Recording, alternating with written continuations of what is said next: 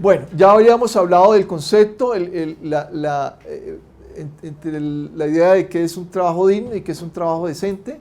Le repito, en el lenguaje nuestro cala mejor la palabra de dignidad, porque además el concepto de dignidad, como lo trabaja muy en detalle el informe que hizo UPRIMI para la Procuraduría al inicio de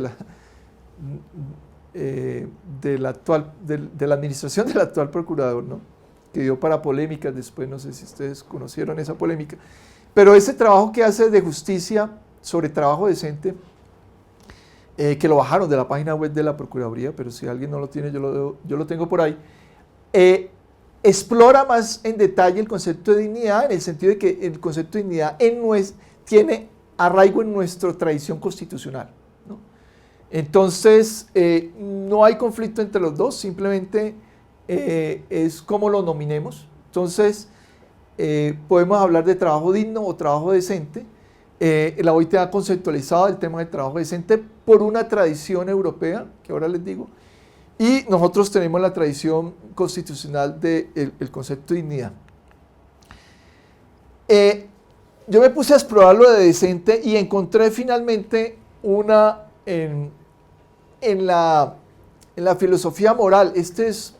Margalit es un filósofo que tiene un libro que se llama La Sociedad Decente. Entonces parece que hay una tradición muy importante europea desde la filosofía de hablar que es una sociedad decente, ¿no? Entonces dice, una sociedad decente es una sociedad que no humilla, más precisamente una sociedad cuyas instituciones no humillan a la gente que depende de ellas, ¿no? Entonces el concepto de humillación es un concepto muy importante en nuestra sociedad porque, digamos, si algo molesta o hiere la dignidad de una persona es sentirse humillada, ¿no? Y eso surge de las relaciones, digamos, surge de las condiciones desde la colonia. La sumisión, todas las formas de sumisión generan humillación en relaciones de humillación. Entonces, elementos que humillen no deben existir, digamos. El hecho de que no haya humillación no significa que no haya explotación o desigualdad, no. Puede haber una sociedad muy desigual, pero en muchos casos la desigualdad puede generar humillación. Entonces, ¿hasta dónde podemos generar una sociedad que, a pesar de las diferencias y de las desigualdades, por lo menos no humille a la gente? Entonces, a eso se refiere Margalit, es decir, hacer una sociedad decente es lograr unas instituciones donde la gente se sienta bien, incluso dentro de desigualdades. Por supuesto, reducir las desigualdades avanza y genera condiciones para que no haya humillación.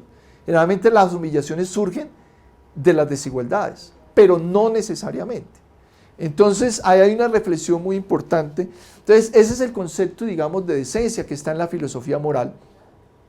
Una sociedad decente es otra autora, mire que todos estos son literatura que se produce unos años antes del 99. En este caso, una sociedad decente es aquella que combate las condiciones para que quienes hacen parte de ella no se sientan humillados. En tal sentido, una sociedad decente es un tránsito o un primer paso de una sociedad justa. Entonces, miren aquí la estrategia, digamos, del acuerdo del trabajo decente. Es básicamente una palabra visión o un concepto visión de transición hacia una mejor sociedad, ¿no? O sea, lo de decente es justamente avanzar a una sociedad más justa, ¿no? Entonces, eso es lo que se quiere. Cuando nosotros hablamos de trabajo digno, decente, es decir, mire, necesitamos avanzar hacia una sociedad más justa. Entonces, hay que verlo en su carácter dinámico, ¿no? Por eso los acuerdos y en la manera instrumental concreta en que lo va a lograr la OIT es a través de decir, lo que queremos es poder establecer unas líneas de base que nos permitan saber si avanzamos o no. Entonces, ese fue un criterio muy claro, por ejemplo, para el observatorio que trabajamos con con la Secretaría de Desarrollo Económico de Bogotá y con Planeación Distrital, buenos días, fue ver cómo lo del trabajo decente se convierte en un motor de transición y de dinámica, y por lo tanto es básicamente saber cómo podemos mejorar y cómo podemos avanzar. Entonces, ese, digamos, está detrás en la esencia de su concepto. No sé si hay alguna pregunta hasta aquí. Entonces, estamos reflexionando sobre los elementos centrales, digamos, del concepto de trabajo decente. Javier, sí. La pregunta que surge siempre, la diferencia entre trabajo decente y calidad del empleo. Sí, aquí viene.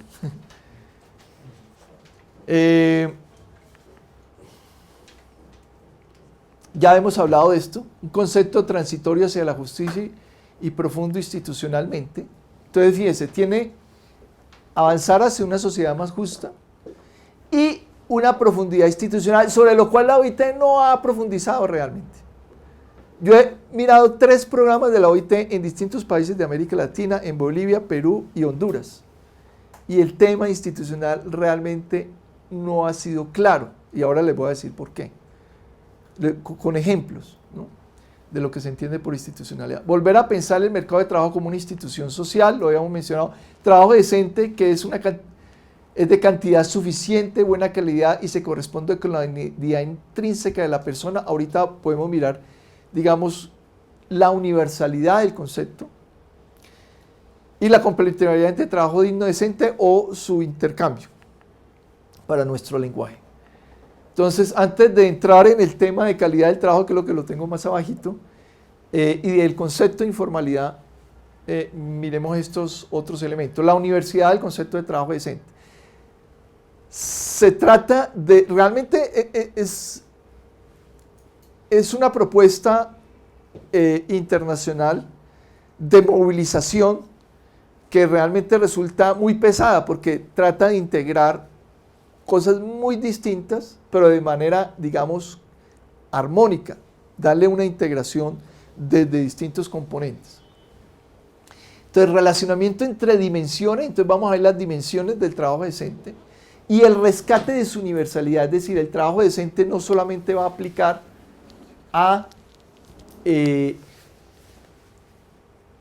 los ocupados, ni siquiera a los formales y ni siquiera a los ocupados, va a aplicar a toda persona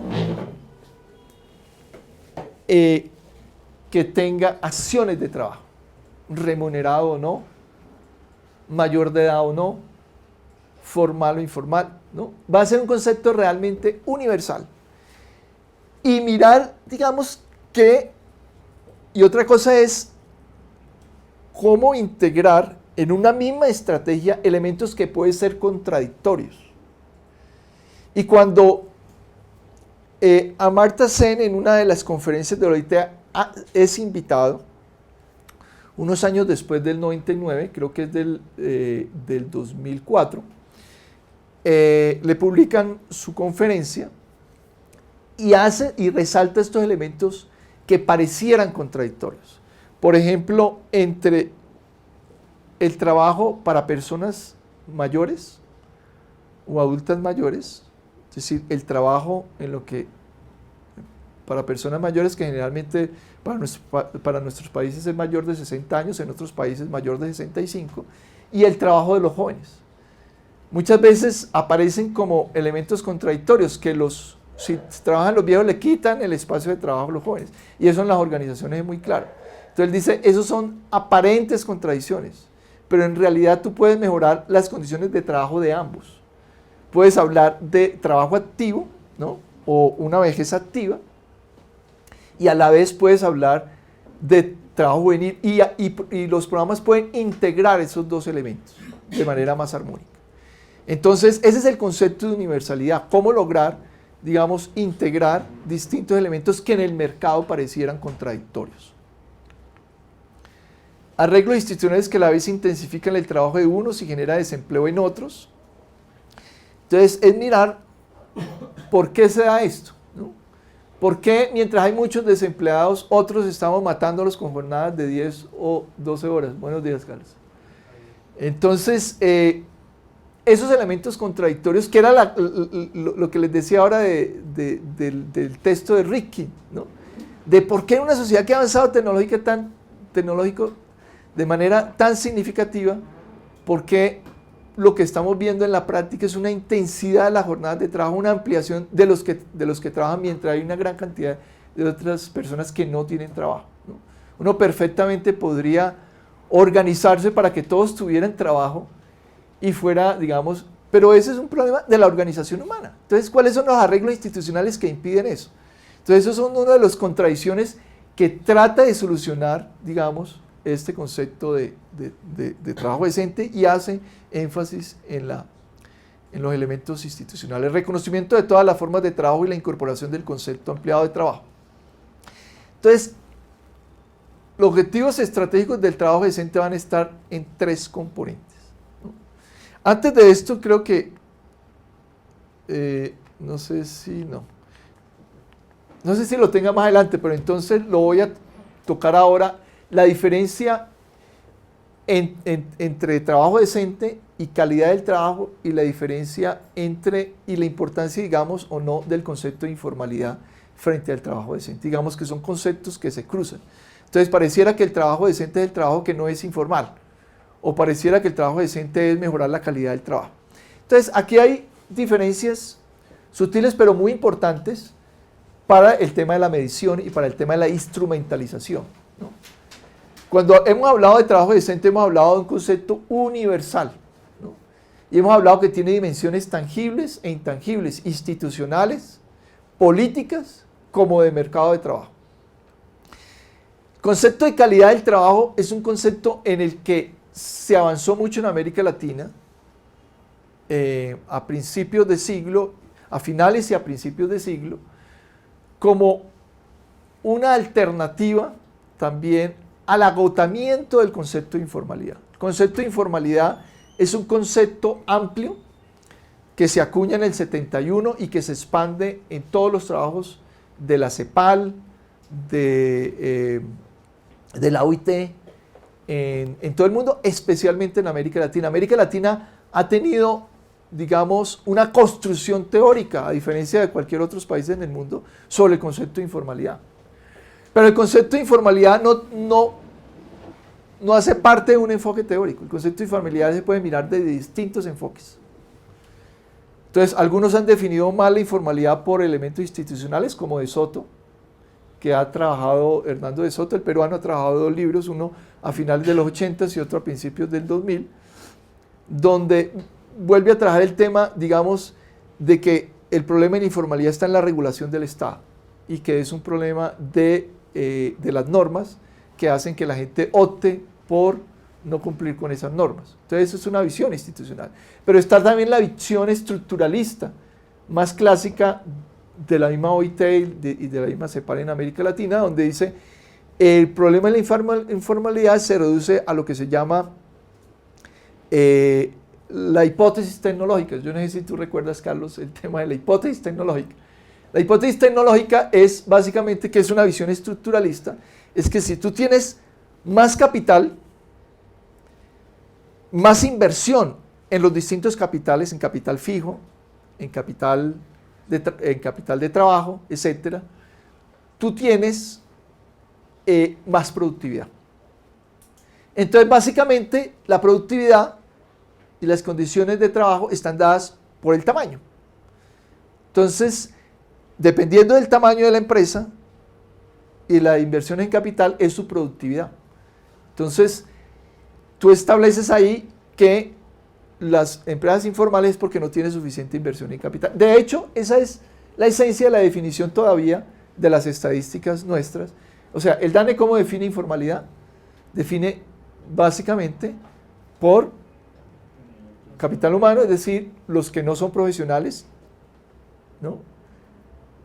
Los que son profesionales se consideran que no son informales. Entonces, ahí hay un elemento. Y el tamaño de la empresa, ¿no? Digamos, y claro, uno hace regresiones y efectivamente, pero eso tiene la complejidad de que pueden haber muchas pequeñas que son formales y muchas grandes, como en el caso de la construcción, que tiene mucha informalidad, ¿no? Entonces, ahí la hipótesis tecnológica es una visión estructural que se cumple en términos generales, pero que no se cumple en términos específicos. Entonces, hay distintas definiciones de informalidad y por eso ha habido tanto debate y nunca ha habido consenso de cómo se mide, ¿no? Claro, hay dos formas centrales de medirlo, vía DANE y vía Seguridad Social. El DANE ya de hecho a partir del 2008 comenzó a hacer las dos mediciones, ¿no? A partir de la reforma de la gran encuesta integrada de hogares. Sí. John Marín pregunta si trabajo precario e informalidad son iguales.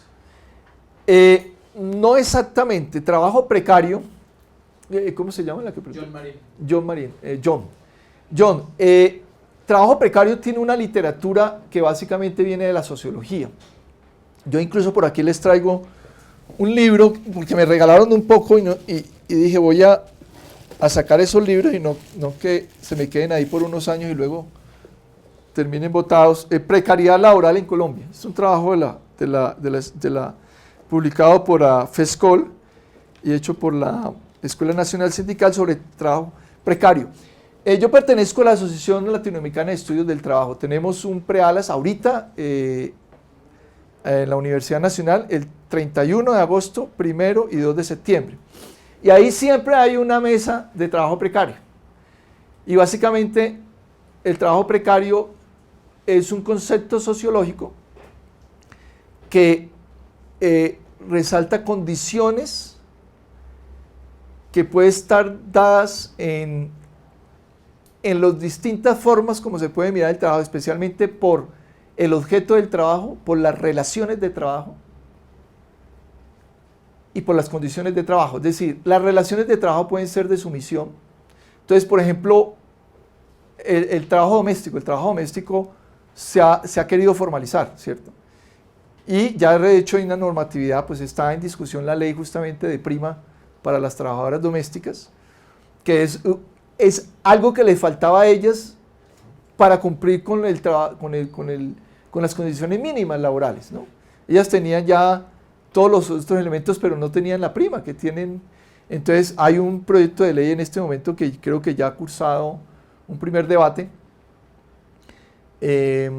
y para el cual se está haciendo mucho lobby que trata, pero supongamos que ellas se formalicen, pero hay relaciones de sumisión que lo hacen precario por una tradición, especialmente para aquellas que son internas o por elementos culturales. Entonces, el trabajo precario puede tener es una visión más sociológica de lo que es. Y por supuesto se relaciona mucho con la informalidad, ¿no? Pero quieren mostrar distintas dimensiones. Yo puedo tener un trabajo comercial como independiente, pero es en la calle lo que me da una precariedad porque estoy respirando toda la contaminación de la ciudad, etcétera, etcétera. Entonces, ese también se puede mirar desde la informalidad, pero desde la precariedad se hace énfasis en las condiciones de precariedad. Entonces, son elementos sustitutos, pero que tienen una tradición de literatura académica distinta para enfatizar aspectos diferentes. Yo no he hecho estudios de trabajo precario, pero los puedo invitar a que si alguien está interesado, hay bastante literatura sobre esto y tenemos pues una mesa sobre trabajo precario justamente en este encuentro de la Asociación Latinoamericana de Estudios del Trabajo aquí en la Universidad Nacional en un mes. Y trabajo informal pues tiene una tradición mayor. Entonces la informalidad se puede mirar desde distintos enfoques y por eso no ha habido acuerdo. Entonces eso llevó a centrarse, y yo de hecho fui uno de los que, digamos, insistí en esto, en una alternativa a la informalidad. Y es decir, mire, en vez de enfrascarnos cómo definir la informalidad, cómo medirla, hablemos de calidad del trabajo.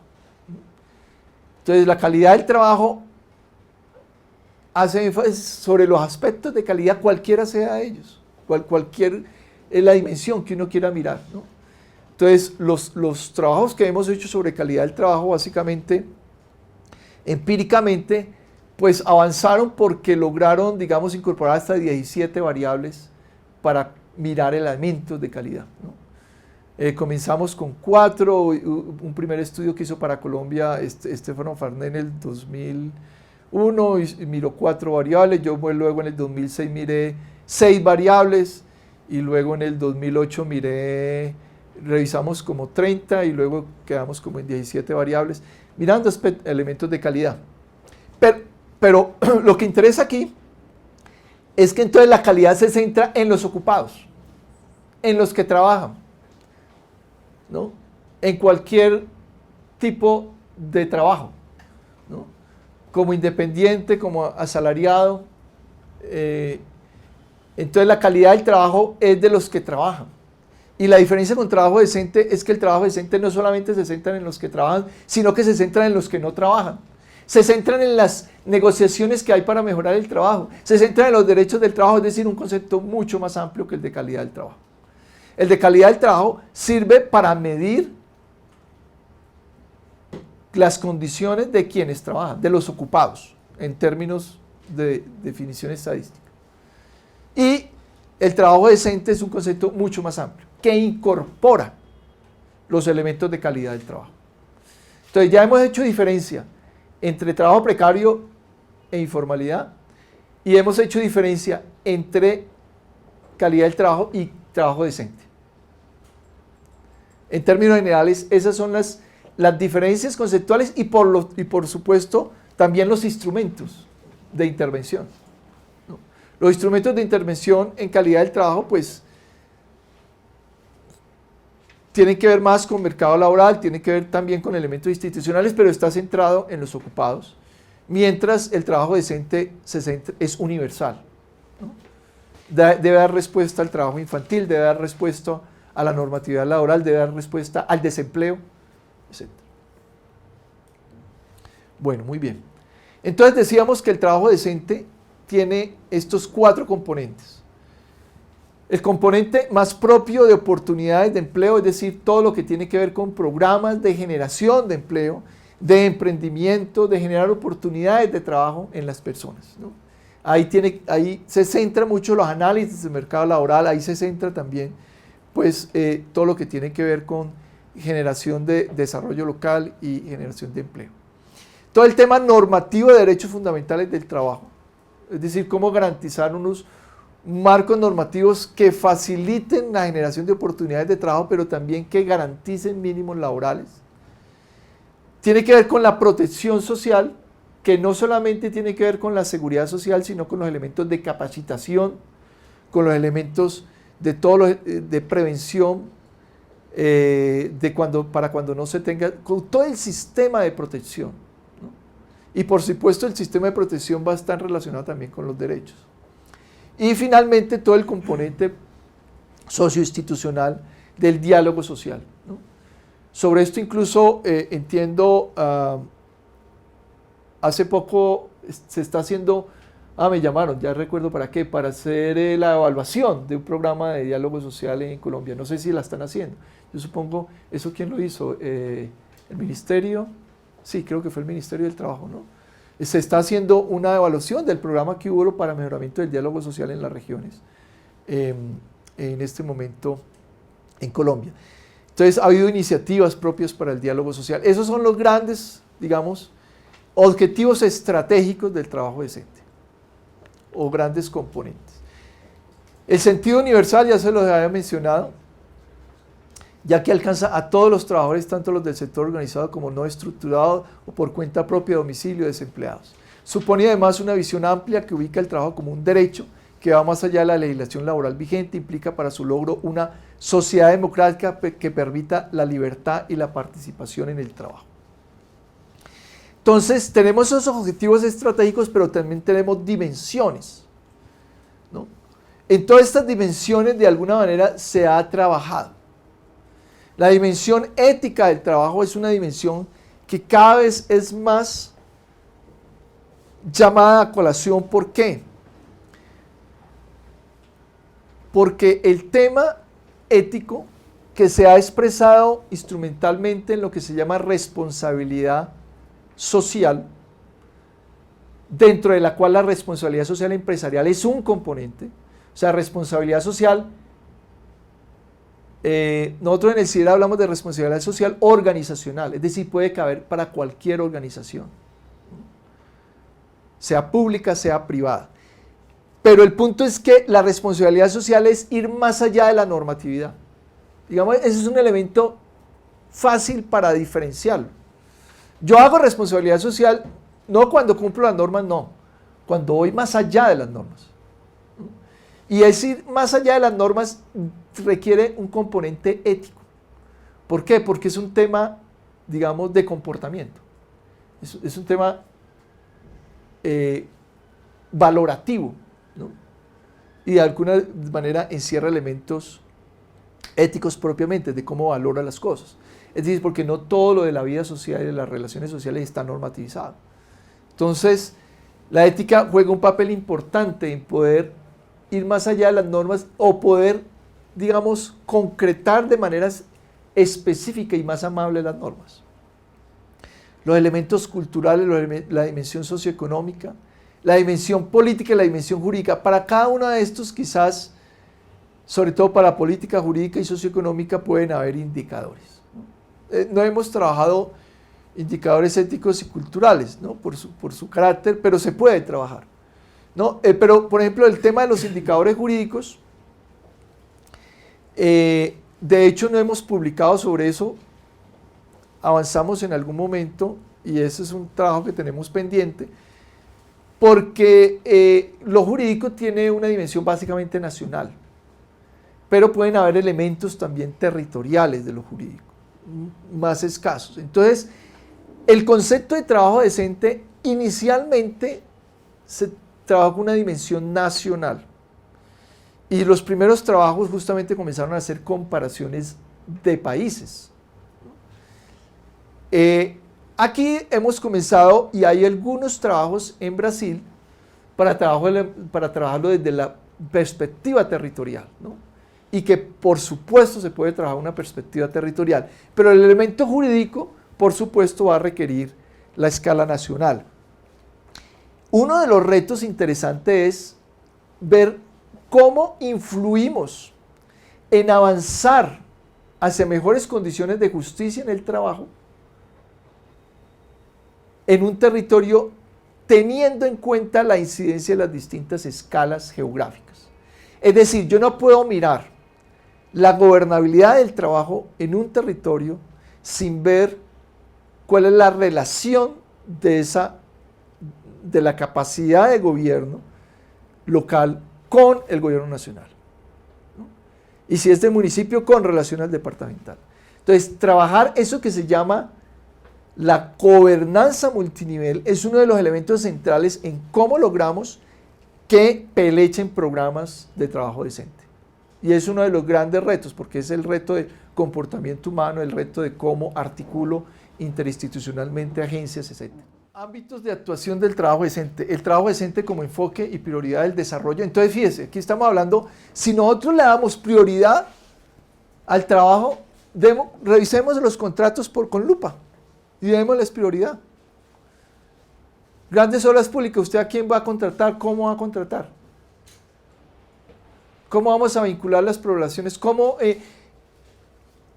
articulamos la formación profesional, ¿no?, con las prioridades de trabajo en grupos de población, ¿no?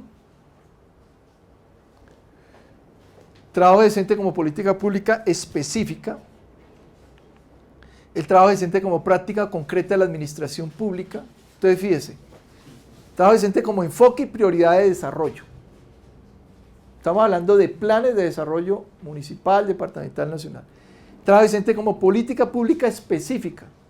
O sea, cómo la vamos a dar especificidad ya en programas concretos, ¿no?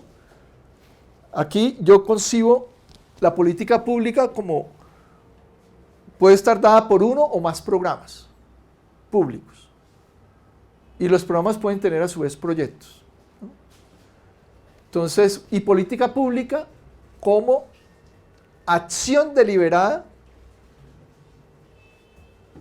donde está el gobierno, pero puede no ser ejecutada por el gobierno, ¿no? Pueden estar distintos actores. El trabajo decente como práctica concreta de la administración pública. Ya como práctica concreta en la administración pública, ¿cómo se concreta el trabajo decente? Entre sus empleados, entre sus funcionarios. ¿Cómo hacemos planes de competitividad a partir del trabajo decente también? El trabajo decente como contenido esencial de la responsabilidad social empresarial. Entonces, fíjense los distintos ámbitos de actuación. Hemos visto distintos objetivos estratégicos, hemos visto distintas dimensiones y aquí distintos ámbitos de actuación.